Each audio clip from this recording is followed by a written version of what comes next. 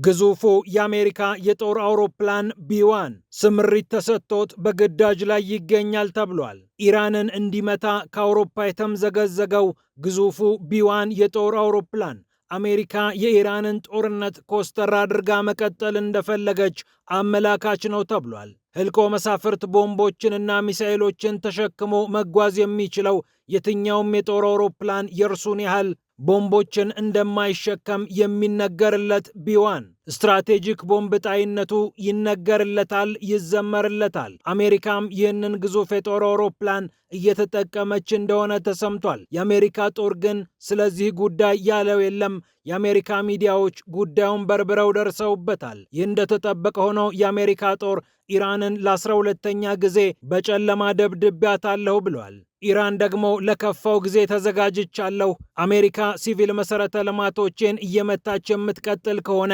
አዲስ ስትራቴጂ ነድፌ እየጠበቅኳት ነው ብላለች። የኢራኑ ጀነራል ደግሞ ያለፈውን የተኩስ አቁም ስምምነት ጊዜ ስንዘጋጅበት ከርመናል፣ አሁን ለሁሉም ነገር ዝግጁ ነን ብለዋል። ከመቼውም ጊዜ በላይ አቅማችን ዳብሯል፣ እንደ ትላንቱ እንዳንመስላችሁ ሲሉም ጨምረውበታል። ውጥረቱ ይበልጥ ከሯል። በዚህኛው እሳት ላይ ደግሞ ሁቲዎች ቤንዚን አርከፍክፈውበታል። የሳውዲ አረቢያ ነዳጅ ጫኝ መርከቦችን ማንደዳቸውን ይፋ አድርገዋል።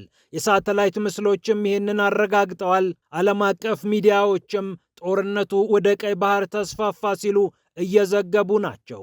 ይህ እንዳለ ሆኖ የአሜሪካው ፕሬዝዳንት ዶናልድ ትራምፕ ኢራንን ኒኩሌር እንዳትታጠቂ ብለው እየደበደቡ ባለበት ሰዓት ለሳውዲ አረቢያ የኒኩሌር ቴክኖሎጂ ሊያስተላልፉ መሆናቸው ብዙዎች በግርምት አፋቸውን እንዲይዙ አድርጓል። ጭራሽ ዩራኒየም የምታበለጽግበት እድልም ለሳውዲ እየተመቻቸላት እንደሆነ ተነግሯል። አነጋጋሪው ስምምነት በአሜሪካና በሳውዲ አረቢያ መካከል ተፈርሟል ነው የተባለው። ሳውዲ አረቢያ ኒኩሌር ንክች አታደርጋትም ብለው የነበሩት እነ ማርኮ ሩቢዮ ዛሬ ቀኝ ኋላ ዙር ብለው ለሳውዲ አረቢያ ተከራክረው መቆማቸው በብዙዎች ዘንድ ትዝብት ውስጥ እንዲገቡ አድርጓቸዋል። የአሜሪካ ፖለቲከኞች በተለይ ዲሞክራቶቹ ትራምፕና አስተዳደራቸውን በግብዝነት እየተቹ ነው። እስራኤልም ጉዳዩ አሳስቧታል። ቀጠናው ይበልጥ በውጥረት የሚሞላበት ዕድል ሰፊ ነው እየተባለ ነው። ይህ እንደተጠበቀ ሆኖ አዲሱ የሞሳድ አለቃ ወደ ዋሽንግተን ሄደው ከሲአይኤ ጋር እንደመከሩ እየተነገረ ነው። ይህ ማንም ሳይሰማው የተደረገው ስብሰባ በሚስጥር የተከናወነ እንደነበር አክሲዮስ ዘግቧል። ጦርነቱ እንደ አዲስ ከማገርሸቱ በፊት ሁለቱ መሪዎች መገናኘታቸው ደግሞ አሜሪካና እስራኤል የኢራኑን ጥቃት ምናልባትም በሚስጥር በጋራ እየመሩት እንደሆነ አመላካች ነው እየተባለ ነው። ፒያሳ ኔትወርክን ስትከታተሉ ሁሉንም በጥልቀት ታገኛላችሁ።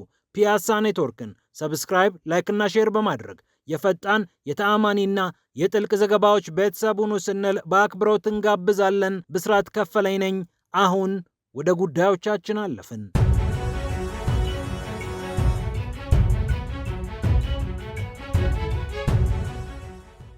ግዙፉ የአሜሪካ የጦር አውሮፕላን ቢ1 ስትራቴጂክ ቦምብ ጣይ አውሮፕላን ይሉታል በኢራኑ ዘመቻ እየተሳተፈ መሆኑን አክሲዮስ ዘግቧል።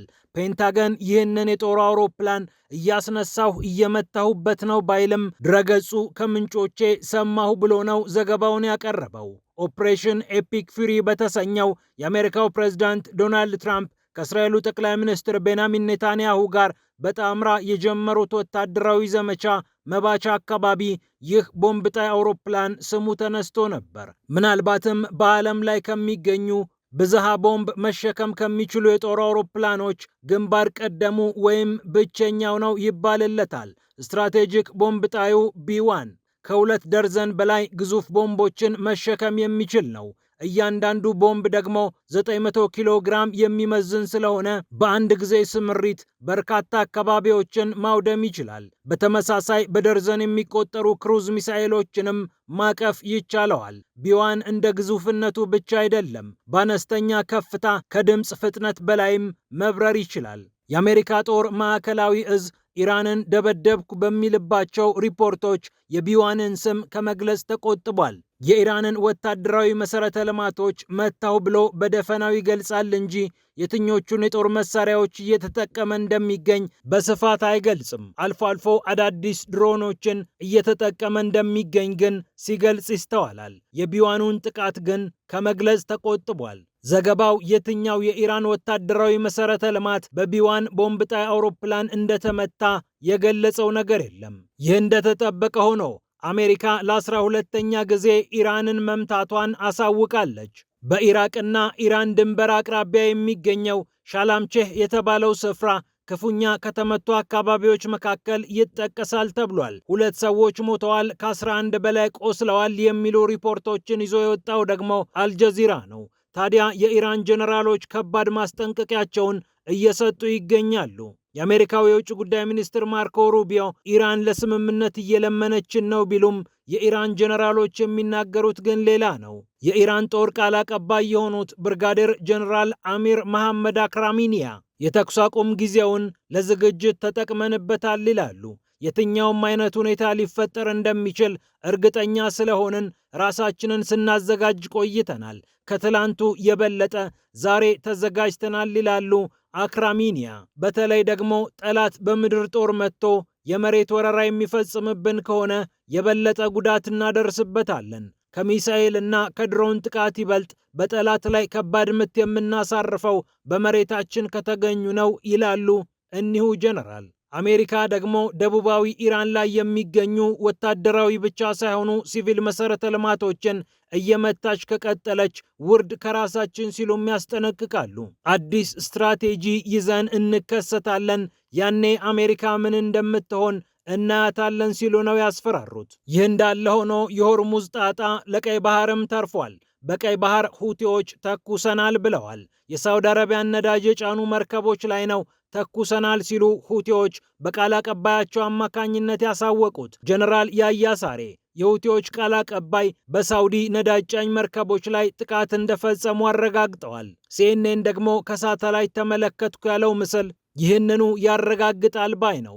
ለ12ኛ ቀን ኢራን ስትደበደብ የኢራን አጋር የሆኑት ሁቲዎች በቀይ ባህር ላይ ተኩሰዋል። ጉዳዩ ይበልጥ እየተወሳሰበ መጥቷል። ሳውዲ አረቢያ በሰንዓ አየር ማረፊያ የፈጸመችውን ጥቃት ተከትሎ ነው ሁቲዎች በቀይ ባህር የሳውዲ አረቢያ መርከቦች ወይም የሳውዲን ነዳጅ የጫኑት ሁሉ አያልፉም ብለው እገዳ ያወጡት። እንደ ሁቲዎች ገለጻ ኢንቼሊያ እና ላይላ የተባሉ 2 ነዳጅ ጫኝ መርከቦች ተመተዋል። በድሮንና በሚሳኤል መተናቸዋል። የሳውዲ አረቢያን እገዳ ተላልፈው ስለተገኙ በቀይ ባህር ላይ ሲጓጓዙ አግኝተናቸው አጋይተናቸዋል ሲሉ ሁቲዎች አሳውቀዋል። የሳውዲ የዜና አገልግሎትም ኢንቼሊያ የተባለችው መርከብ በቀይ ባህር አካባቢ መመታቷን አረጋግጠዋል። የብሪታንያው የመርከብ ድርጅትም ከሳውዲ አረቢያው አልሹቄቅ 130 ኪሎ ሜትር ራቅ ባለ ስፍራ የሳውዲ አረቢያ ነዳጅ ጫኝ መርከብ መመታቱን እኔም አውቄያለሁ ብሏል። ኩዌት፣ ዮርዳኖስና ባህሬን በኢራን ድሮንና ሚሳኤል እየተመቱ ባሉበት ሰዓት ቀይ ባህር ላይ የተተኮሰው የሁቲዎች ሚሳኤልና ድሮን አካባቢውን ብቻ አይደለም ዓለምን ይበልጥ እንደሚያውክ ይነገራል። የሆርሙዝ ቀውስ ብቻ በዓለም የነዳጅ ዋጋ ላይ ያመጣው ቀውስ ስለሚታወቅ ቀይ ባህር እዚህ ቀመር ውስጥ ከገባ ለመላው ዓለም ኢኮኖሚ ስጋት እንደሆነ ብዙዎች እያስጠነቀቁ ይገኛሉ።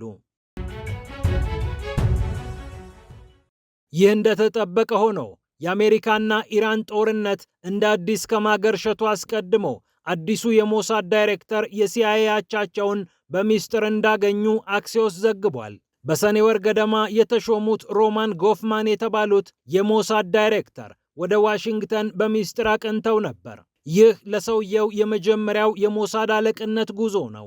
ሰውየው ደግሞ ከእስራኤሉ ጠቅላይ ሚኒስትር ቤንያሚን ኔታንያሁ ጋር በቅርበት የሚገናኙ በአማካሪነትም ለረጅም ጊዜ የሰሩ ሰው ናቸው። ምናልባትም ዋሽንግተንና ቴል አቪቭ የኢራኑን ጥቃት በተመለከተ ገጽ ለገጽ ለመናበብ ፈልገው መረጃም ለመለዋወጥ እንዲመቻቸው በሚስጥር ይህንን ንግግር ማድረግ ፈልገዋል ነው የተባለው። ጦርነቱ ከማገርሸቱ ከጥቂት ቀናት በፊት የተደረገው ንግግር ለዚህ እማኝ ነው የሚሉም አሉ። ጎፍማን ወደ ዋሽንግተን ያቀኑት በዋናነት በኢራን ጉዳይ ለመምከር እንደሆነ ዘገባው ይጠቁማል። በዚያም የሲአይኤውን ዳይሬክተር ጆን ራትክሊፍን እንዳገኟቸው ተነግሯል። ጆን ራትክሊፍ ማለት ደግሞ የኢራኑ ስምምነት ከመፈረሙ በፊት ቅያሜያቸውን ወይም ስጋታቸውን ከገለጹ የአሜሪካ ባለስልጣናት የሚጠቀሱ ናቸው። ስምምነቱ ኢራን እንደፈለገች አድርጋ እንድትተረጉመው ያስችላታል፣ ለኢራን እንጂ ለአሜሪካ አይመችም የሚል አቋም ነበራቸው የሲአይኤው ዳይሬክተር ጆን ራትክሊፍ። የአሜሪካው ምክትል ፕሬዝዳንት ጄዲ ቫንስ እና ሌሎች ባለስልጣናት ግን ግድ የለም እንነጋገር በማለታቸው ትራምፕም በንግግሩ አምነው ወደ ንግግር ሁለቱ ሀገራት እንደሄዱ የሚታወስ ነው። በመጨረሻም ሳውዲ አረቢያና አሜሪካ የተስማሙት ስምምነት ብዙዎችን እያነጋገረ ነው። ኢራንን ኒኩሌር እንዳትታጠቂ ብላ ቀን ከሌት የምትደበድበው ዋሽንግተን ከሳውዲ አረቢያ ጋር ሲሆን ግን የኒኩሌር ጣቢያ ልገንባልሽ ማለቷ ትዝብት ውስጥ ጥሏታል። በተለይ ደግሞ በሳውዲ አረቢያ ምድር ምናልባት ዩራኒየም የምታበለጽግበትን እድል ሳውዲ አረቢያ ማግኘቷ ለአሜሪካ ፖለቲከኞች ራስ ምታት ሆኖባቸዋል። እነ ማርኮ ሩቢዮ ከዚህ ቀደም ሳውዲ አረቢያ የኒኩሌር ኃይል እንዳይኖራት ሲያደርጉት የነበረው ጥረት ሁሉ ዛሬ ላይ በሌላ መልክ መተካቱ እያነጋገረም ይገኛል። ሳውዲ አረቢያ የኒኩሌር መሳሪያም ሆነ የኒኩሌር ግንባታ እንዳይኖራት ሕግ በማርቀቅ ጭምር ሲሰሩ የነበሩት ማርኮ ሩቢዮ ዛሬ የውጭ ጉዳይ ሚኒስትር ሆነው አለቃ ትራምፕን ሰምተው ሳውዲ አረቢያ የሲቪል የኒኩሌር ተቋም እንድትገነባ ማድረግ አለብን ማለታቸው ትዝብት ውስጥ ጥሏቸዋል። እርግጥ ነው አሜሪካ የምትለው ለሲቪል አገልግሎት ብቻ የሚውል የኒኩሌር ፕሮግራም ለሳውዲ አረቢያ እገነባለሁ ነው። ሆኖም ዩራኒየም የምታበለጽግበትንም እድል አሜሪካ ለሳውዲ አረቢያ ሰጥታታለች። በቢሊዮን የሚቆጠሩ ዶላሮች የሚፈስበት ምናልባትም 10 ዓመታት ይፈጃል ተብሎ የሚጠበቀው ይህ ፕሮጀክት የአሜሪካ ኩባንያዎችን እንደሚጠቅም ይነገራል። ሳውዲ አረቢያንም ይበልጥ ለመያዝ ያመቻል ተብሎ ነው በትራምፕ አስተዳደር የተገመተው። እነ ትራምፕ አካባቢውን እናረጋጋለን፣ የኒኩሌር ደህንነትንም እንጠብቃለን እያሉ ስምምነቱን ለማሞካሸት ቢሞክሩም በርካታ የአሜሪካ ፖለቲከኞች ግን ጉዳዩን በተመለከተ ወቀሳ እየሰነዘሩ ይገኛሉ። በመካከለኛው ምስራቅ የሚገኙ የኒኩሌር ኤክስፐርቶችና ከአሜሪካም ከእስራኤልም ያሉት ባለሙያዎች ሳውዲ አረቢያ ይህ ዕድል ከተሰጣት በኋላ ወደ ኒኩሌር ቦምብ ብታመራ ማን ይዛታል የሚለው ጥያቄ እያሳሰባቸው ይገኛል። ሮዝመሪ ኬላኒክ የተባሉ አንድ በመካከለኛው ምስራቅ ጉዳይ ላይ የሚሰሩ ባለሙያ ለቢቢሲ ሲናገሩ እንዲህ ይላሉ። ኢራንን የኒኩሌር ቦምብ እንዳትታጠቂ ብላ የምትደበድበው አሜሪካ ለሳውዲ አረቢያ ደግሞ ተመሳሳይ ስጋት ያለው ነገር እፈርምልሻለሁ ማለቷ አነጋጋሪ ነው ብለዋል። የማሳቹሴትሱ የዴሞክራቶች ሴናተር ኤድዋርድ ማርኬ ሩቢዮም ትራምፕም ግብዞች ናቸው፣ ሳውዲ አረቢያ ለዛውም አምባገነን መንግስት ያላት ሀገር የኒኩሌር ቦምብ የምታበለጽግበትን መንገድ መጥረግ ማለት አደጋ አለው፣ ትላንት ያሉትን ነገር ቢሆኑ ምን አለበት ብለው በግብዝነት ከሰዋቸዋል። በ2009 እንደ አውሮፓውያን አቆጣጠር ከተባበሩት አረብ ኤምሬትስ ጋር የኒኩሌር ስምምነት አሜሪካ ስትፈራረም ኤምሬትስ የኒኩሌር ቦምብ የምታገኝበትን እድል በተለይም ዩራኒየም የማበልጸጉን ጉዳይ እንድትዘጋው አበረታታት ብቻ ሳይሆን ገፍታትም ነበር። ታዲያ ይህ ለምን ለሳውዲ አረቢያ አልሰራም? እነ ትራምፕ ምን ይሰራሉ? እዚህ በቦምብ ኢራንን እየደበደቡ መከራቸውን ያሉ፣ እዚህ ደግሞ ሌላ ጦስ ውስጥ ሀገራቸውን ይከታሉ የሚል ትችት እየዘነበባቸው ይገኛል። ፒያሳ ኔትወርክን ስትከታተሉ ስለቆያችሁ ክብረት ይስጥልን ብለናል። ፒያሳ ኔትወርክን ሰብስክራይብ፣ ላይክ እና ሼር በማድረግ የፈጣን የተአማኒና የጥልቅ ዘገባዎች ቤተሰቡን ስንል በአክብሮት እንጋብዛለን። ብስራት ከፈለ ነበርኩ። ሰላም ለዓለማችን።